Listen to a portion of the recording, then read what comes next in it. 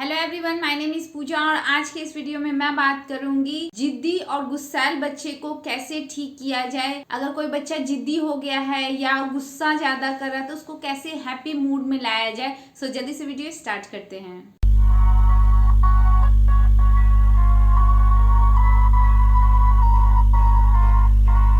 अक्सर 2 से 5 साल के बच्चे का जिद करने का आदत हो जाता है और जब उनकी जिद को पूरा नहीं किया जाए तो अक्सर वो गुस्सा हो जाते हैं, रोने लगते हैं या दिन भर क्रैकी होके खुद भी परेशान होते हैं और पेरेंट्स को भी परेशान करते हैं। अगर यह जिद्दीपना समय रहते ठीक नहीं किया जाए तो उनके भविष्य पे भी असर पड़ सकता है। इसलिए अगर आपका बच्चा जिद्दी हो गया है, गुस्सा ज्यादा कर रहा है तो उसको ठीक करने की कोशिश करनी चाहिए। ऐसे बहुत सारे टिप्स है जिसका यूज करके आप अपने जिद्दी बच्चे को आसानी से ठीक कर सकते हैं। तो अब इसके लिए पेरेंट्स क्या करें, आइए इस बारे में बात करते हैं। अगर आपने अभी तक इस चैनल को सब्सक्राइब नहीं किया है तो सब्सक्राइब कर लीजिए, साथ में आप बेल आइकॉन भी प्रेस कर सकते हैं। इसके साथ साथ अगर आपको वीडियो से रिलेटेड कुछ भी पूछना होगा तो कमेंट सेक्शन में जाके पूछ सकते हैं, मैं आंसर करूंगी। इसके बहुत सारे टिप्स हो सकते हैं। नंबर 1, जिद करने पे आप अपने बच्चे के माइंड को डाइवर्ट कर दीजिए। जब भी बच्चा जिद करने लगता है या गुस्सा होने लगता है तो सबसे पहला काम जो हम पेरेंट्स कर सकते हैं वो है अपने बच्चे के माइंड को डाइवर्ट करना। मीन्स 2 से 5 साल के बच्चे जितना जिद करते हैं उतना ही जल्दी वो किसी और ट्रैक में डाइवर्ट भी हो सकते हैं। अगर बच्चा जिद कर रहा है तो उस टाइम में आप कोई ऐसी स्टोरी सुना दीजिए या प्रीवियस कोई ऐसा इंसिडेंट हो जो उसको बहुत ज्यादा एनर्जी दे रहा हो या शॉकिंग टाइप का हो बच्चों के लिए, तो उस टाइप की आप स्टोरी सुना सकते हैं। इसके अलावा आप एक्साइटिंग प्लानिंग में उसको उलझा सकते हैं। जो फ्यूचर में होने वाले कोई ऐसे प्लानिंग है उसकी बातों को करके वो एक्साइटेड हो जाते हैं और जिस बात का उनको जिद है वो उससे वहां से उनका माइंड जो है वो डाइवर्ट हो जाएगा।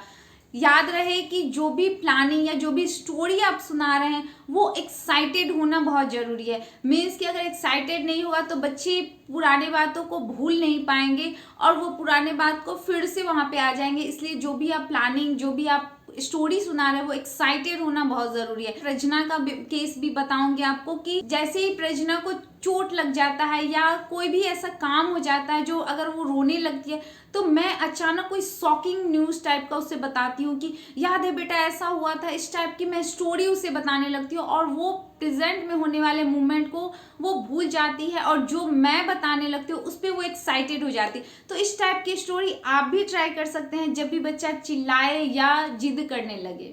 नंबर 2, बच्चे पे चिल्लाए नहीं। मीन्स कि जब भी बच्चा जिद करने लगे उस टाइम में हम पेरेंट्स को चिल्लाना नहीं चाहिए। अक्सर पेरेंट्स ये गलतियां करने लगते हैं कि बच्चा अगर जिद कर रहा है तो उसकी पिटाई करने लगते हैं या उस पर चिल्लाने लगते हैं। काम वहां पे नहीं करना है। हमें बहुत काम रह के धैर्य के साथ उस सिचुएशन को हैंडल करने की जरूरत है। अगर आप शांत रहेंगे तो बच्चे आपके फेस को देके वो भी नॉर्मल हो सकते हैं। इसके अलावा बच्चे अगर जिद कर रहे हैं और आप साथ में चिल्ला रहे हैं तो वहां पे बहस का सिचुएशन हो सकता है। मीन्स कि आप बोलेंगे फिर बच्चा भी रिवर्स में बोलेगा तो वो कहीं ना कहीं आर्गुमेंट जो है वो हाई लेवल पे जा सकता है। तो वहां पे सबसे सिंपल सॉल्यूशन जो है कि जैसे ही बच्चा जिद करे हम पेरेंट्स को काम रहने की जरूरत है, शांत रहने की जरूरत है। अगर बच्चा आपको शांत देखेगा तो हो सकता है वो भी शांत हो जाए और उस सिचुएशन में आप सही और गलत का फर्क बच्चे को इजीली समझा सकते हैं।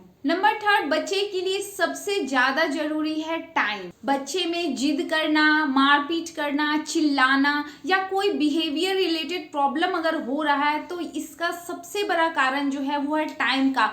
अगर पेरेंट्स अपने बच्चों को टाइम नहीं देंगे तो बच्चे किसी न किसी के लिए जिद करेंगे। अगर ये सारे प्रॉब्लम आ रहे हैं वो कहीं ना कहीं इसका एकमात्र कारण होता है कि पेरेंट्स के पास बच्चों के लिए टाइम नहीं होता है। मीन्स कि अभी के टाइम में हर कोई बिजी हो गया है, पेरेंट्स भी बिजी हो गया, बच्चे अकेले क्या करेंगे उनको भी ये समझ में नहीं आता और वो जिद करने लगते हैं, चिल्लाने लगते हैं अगर उनका डिमांड पूरा नहीं होता है। तो इसका एकमात्र कारण जो है वो अकेला होना भी है। ऐसा देखा भी गया है कि जो बच्चे फैमिली के साथ रह रहे हैं, दादा दादी या नाना नानी के साथ रहे हैं, उन बच्चों में जिद करने का जो नेचर आया है वो कम होता है as compare to single child. Means कि जो बच्चे अकेले रह रहे हैं उनके केसेस में ये ज्यादा देखा गया है। तो इसका बेस्ट सॉल्यूशन है कि आप अपने बच्चों को टाइम दीजिए। वो जब खेल रहे हैं, जब स्टडी कर रहे हैं, उस टाइम में मदर या फादर कोई भी टाइम निकाल के उनके पास बैठिए। इसके अलावा आप बच्चे को दादा दादी या नाना नानी के साथ भी मिलाने की कोशिश करिए। एटलीस्ट उनके पास लेके जाइए। बच्चों को भी अच्छा लगना चाहिए, उनको भी लगना चाहिए कि हाँ, पूरे दिन मेरे साथ कोई पर्सन है जो मेरे साथ खेल सकता है, मेरे साथ पढ़ सकता है। मीन्स कि बच्चे को कंफर्ट फील कराने की जरूरत है। बच्चा अकेला है इसलिए जिद कर रहा है। फोर्थ, अपना व्यवहार भी रखे ठीक। हम सभी जानते हैं कि बच्चे वही सीखते हैं जो फैमिली में होता है या बच्चे अपने इन्वायरमेंट से सीखते हैं। मैंने प्रीवियस कई सारे वीडियो में ये बातें बताई हैं। इसलिए अगर बच्चे का बिहेवियर ठीक रखना चाहते हैं तो हम पेरेंट्स को भी अपने बिहेवियर पे काम करने की जरूरत है। बच्चे घर में जो माहौल देखेंगे उसी के अकॉर्डिंग, उसी के सिचुएशन के अकॉर्डिंग बच्चे भी ढलेंगे। इसलिए बच्चों के सामने कभी भी जोर जोर से चिल्लाना नहीं चाहिए, या फिर आपस में लड़ाई नहीं करनी चाहिए, या फिर बहस भी नहीं करनी चाहिए। अगर मदर फादर आपस में लड़ाई कर रहे हैं, बोल के ही बहुत ज़्यादा लाउडली बोल रहे हैं, तो बच्चे भी वही चीज़ सीखेंगे और वहीं से कहीं ना कहीं उनके नेचर में, उनके बिहेवियर में ये चेंज आता है और वो जिद करना स्टार्ट कर देते हैं। फिफ्थ, हर जिद को पूरा नहीं करें। अक्सर हम पेरेंट्स अपने बच्चे के स्टार्टिंग डिमांड को मानते हैं, उसको खरीद के दे देते हैं और बच्चे को ये लगने लगता है कि जो चीज मैंने बोला है वो इजीली हमें मिल जा रहा है। इसलिए एक टाइम के बाद बच्चे को ये फीलिंग डेवलप होने लगता है कि जो चीज मैं बोल रहा हूँ वो तो मुझे मिल जा रहा है। इसलिए जब भी वो कोई नई चीज देखते हैं मार्केट में तो उसका वो डिमांड करने लगते हैं, उसके लिए वो जिद करने लगते हैं और अगर वो चीज पूरा नहीं होता है तो वो चिल्लाने लगते हैं। कई ऐसे बच्चे हैं जो शॉप में ही रोने भी लगते हैं, एक्सेस रोने लगते हैं और पेरेंट्स वहाँ पे एम्बैरेस फील करने लगते हैं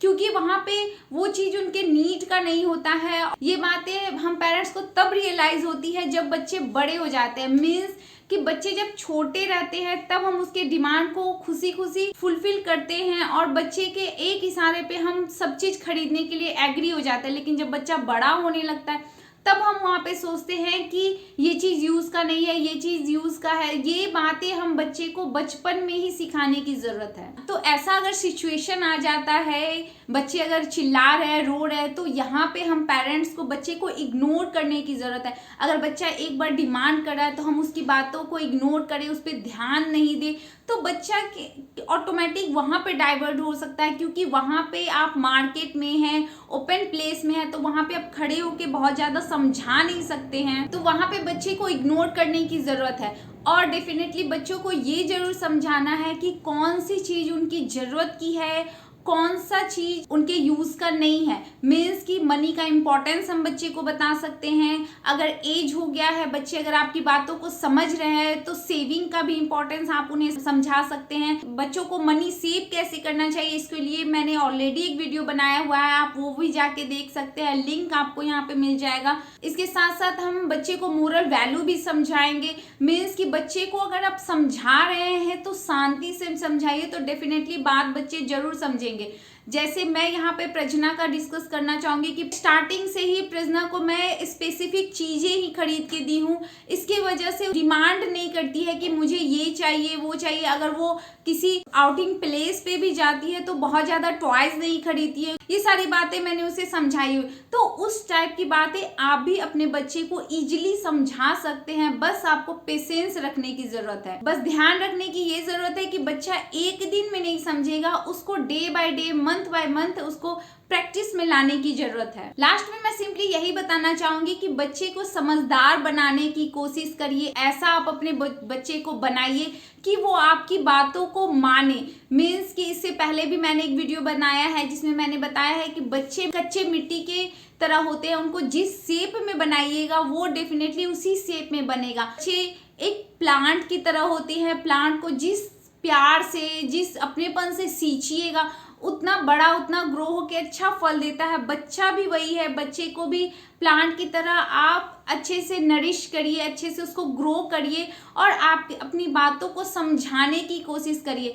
जी हाँ फ्रेंड्स, समझाना भी एक कला है। आप अपने बच्चे को किस तरीके से समझा रहे हैं, आप अपना बिहेवियर कैसा रख रहे हैं, वो भी इम्पोर्टेंट है। तो आज की वीडियो में इतना ही। नेक्स्ट टाइम मैं किसी और टॉपिक पे वीडियो बनाऊंगी। तब तक के लिए बाय बाय।